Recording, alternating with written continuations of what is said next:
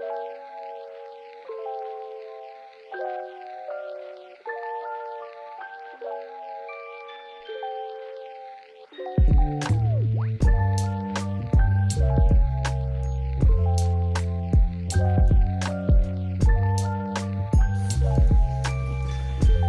are you doing? Yeah, Papa. Thank you, baby.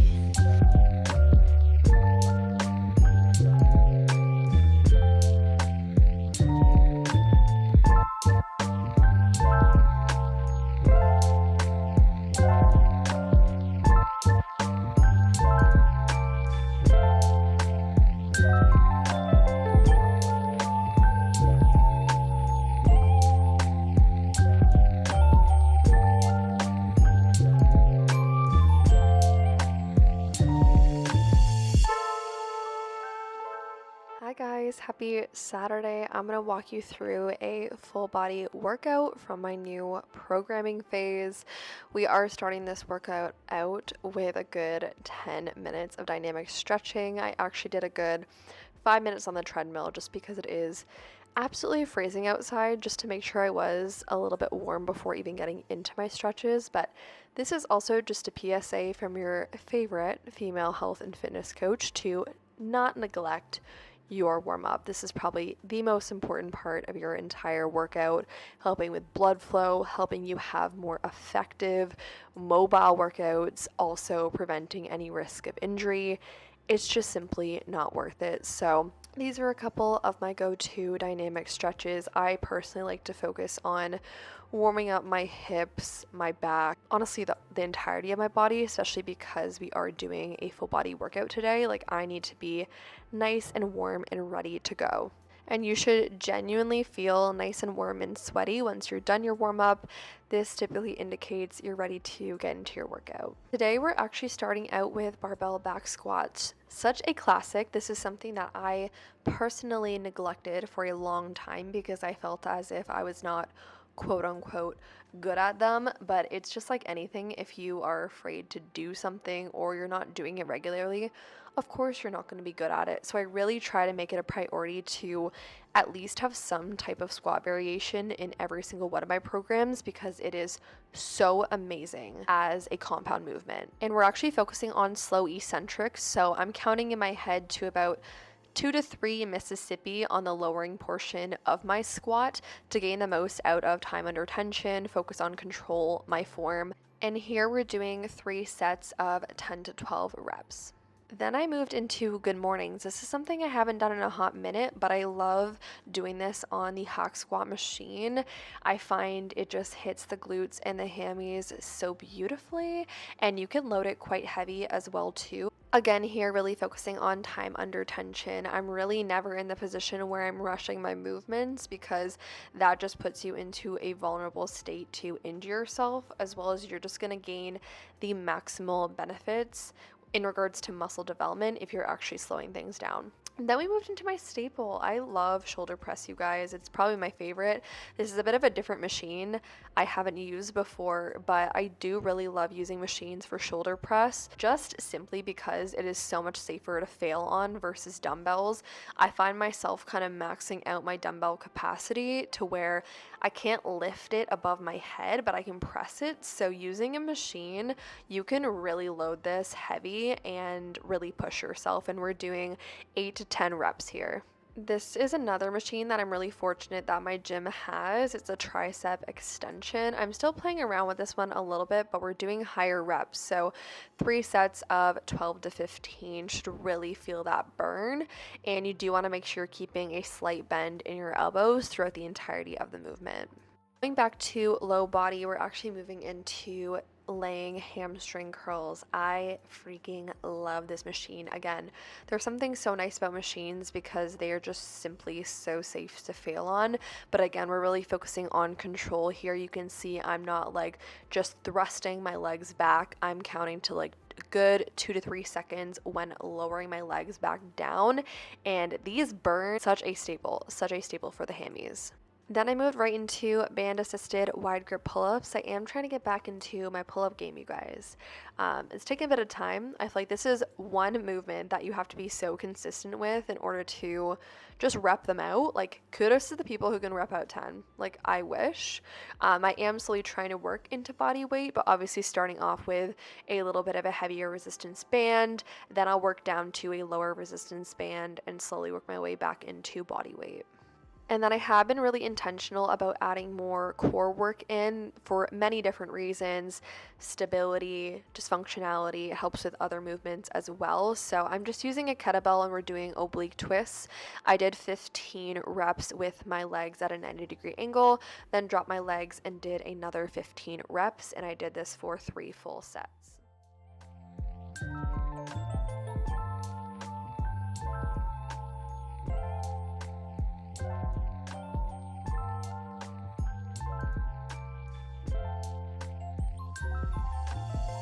Hi you guys, we're just gonna chill here. I actually had a very productive day, I feel like, / there was some fun things mixed in. I'm super excited about my new books, but I wanted to have a little real chat with you guys. Also, Cooper's here. Come here, Coop. Say hi. Say hi.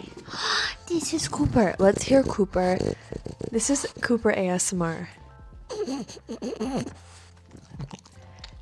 Cooper has trouble breathing because he's a Boston Terrier.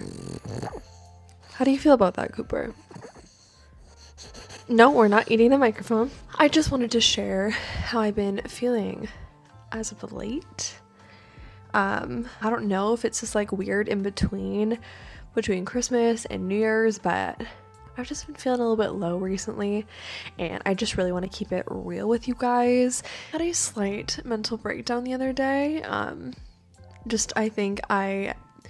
To summarize, basically, I took intentional time to set goals for myself, as I do on a monthly and annual basis, but I feel like lately I've just been putting a lot of pressure on myself to continue to grow at this unrealistic rate, I want to say.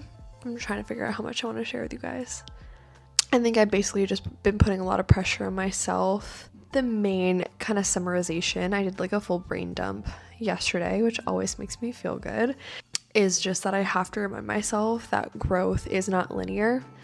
It's no different than my fitness journey when it comes to my business. Like, it is not always going to be this consistent uphill climb. And if anything, like, those low points in your fitness journey, those plateaus in your business, allow you to break through that next barrier. And that's kind of where I left my journaling session yesterday. I was like, first of all, my growth is not always going to be 100% linear, and that's okay. And if anything, this should really like excite me, because it just means like I'm kind of at my current upper limit and I am experiencing the discomfort of what that feels like, and I need to break through that, you know? Sorry to be so vague, but I don't want to share too much. And then I think with YouTube, this again is a lot of just like self-perception. It's a huge reason why I didn't like just dive into YouTube a lot quicker, was because I feel like I need to be making these amazing, beautifully well done videos with a high quality camera, with perfect editing, with the best possible background, and I just need to like shake myself and just be like, who actually gives a shit? Like, number one, that is not realistic.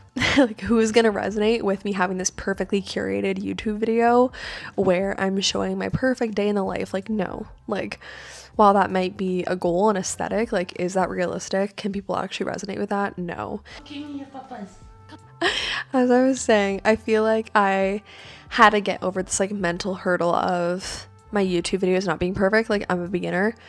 Like, even with my Instagram, like, you have to start from somewhere, and you're not gonna be perfect at the beginning, and that is the whole point of it.